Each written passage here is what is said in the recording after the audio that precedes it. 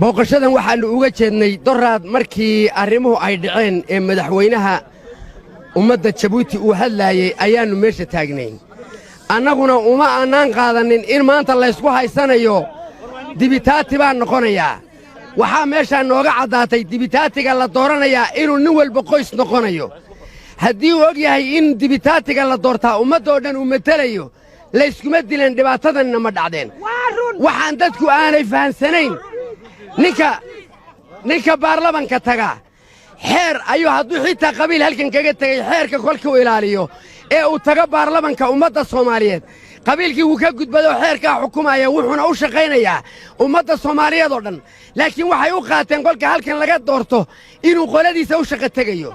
waxaanu aad uga xanaaqnay iyadii ay gabagabadii taagan tahay iyadii cadow badan aanu leenahay iyadii dalkan aanu joognay dalkayaga ee Jabuuti ay aad u rafaadsan tahay iyadii nalaga sugaya inaanu xal keenno in yiraahdo aniga xubin ba iga maqan dadka ma isaga leh xubintu ku xisaabtamayo xubinta anagu ma aanu iman meeshan in la isxaqaqtana uma aanan iman in nin qori wato oo meesha marta iska soo dhigay yimaadana uma aanan iman samatabax baanu u nimid qoomiyad baanu u nimid haybad baanu u nimid Soomaalinimo u nimid madaxweynaha iyaga qaaliga ma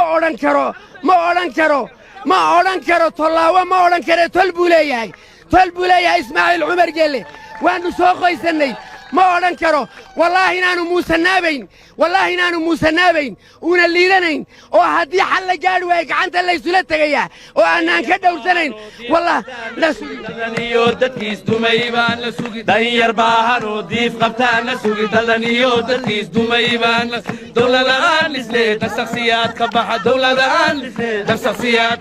Ismaaciil Doraad hiilku dalbaday miyaan siir damqada dareenku idin sin Ismaaciil Doraad hiilku dalbaday miyaan siir damqada dareenku idin sin dowladaan isleeda shakhsiyaad ka baxa dowladaan isleeda shakhsiyaad howladii dalkooda cadaana diyaar waxaanu naqay dawa iyo qis howladii dalkooda cadaana diyaar waxaanu naqay dawa iyo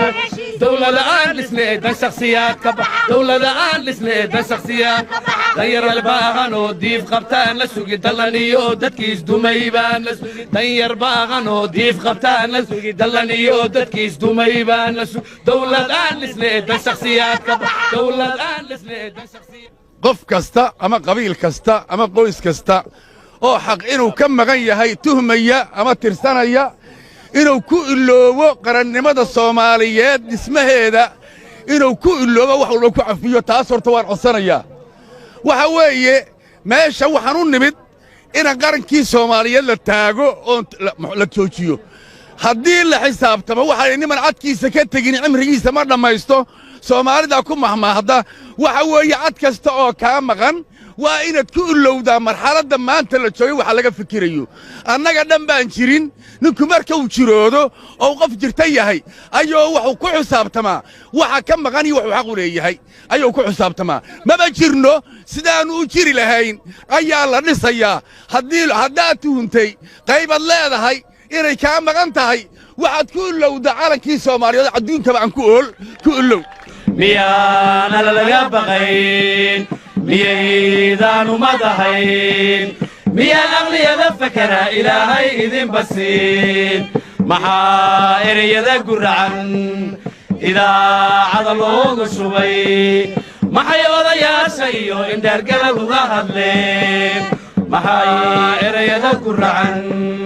idaacada looga shubay maxay odayaasha iyo indhaargalad uga hadleen miyaan laga baqayn miyaydan umadahayn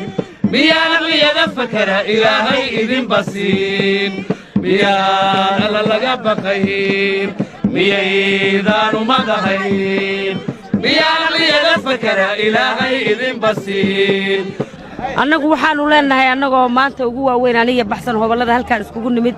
diyaar waxaanu nahay inaan hiil iyo hooba aan garab istaagno jamhuuriyadda Jabuuti iyo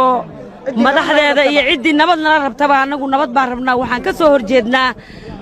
ka soo horjeednaa dadka kaliya tasheedaasha ah oo ku hadlaya hadallada qadafka ah annagoo har iyo habeenba heegun ah inaan dhisno dawlad Soomaaliyeed waxaanu leenahay waxaanu lahay hooballadii dalka oo diyaar ah oo u diyaara nabadeynta dalka Soomaaliyeed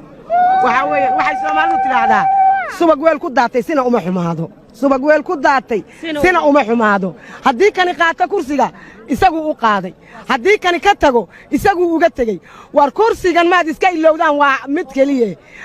Soomaalida ku qanci weyday kursiganaan caashaqeeyay ku qanci weyday ayaa wanaag aanu ka sugaynaa ilaahay wanaag ha ku soo rogo ilaahow rabbigayo wax alla waxaan ku hadlaa anigu garan maayo na bal mar way adigu hadal bismillaahir rahmaanir rahiim anigu waxaan ku hadlayaa anigoo magaca fanaaniinta Soomaaliyeed meel kasta oo joogto ku hadlaya waxaan codsanayaa oo ummadda shirweynaha Soomaaliyeed u timid ee suldaanada leh ee duubabka leh ugaasyada leh ee imaamada leh ee malaaxyada leh dhammaan maaragtay saladanada Soomaaliyeed marka la isu geeyo duubabka Soomaaliyeed iyo maaragtay haweenka culimaawidiinka aqoon-yahanka dhan kasta oo Soomaaliya waxaan ka codsanayaa walaalayaal 10 sano dal burburay oo baaba'ay oo maanta dayacan oo maxayday adduunyada maaragtay ka takooran ayaan nahay walaalayaal oo is-adeegashada intaad iska ilowdaan walaalo qaran noo dhisa waan idin baryaynaa qaran noo dhisa danta gaarka iska meel dhigay qaran noo dhisa yaan alla laga baqayn miyaydan umadahayn miyaan aqliyada fakara ilaahay idin basiin miyaan alla laga baqayn miyaydan umadahayn miyaan aqliyada fakara ilaahay idin basiin maxaa erayada guracan idaacada loogu shubay maxay odayaasha iyo indheergarad uga hadleen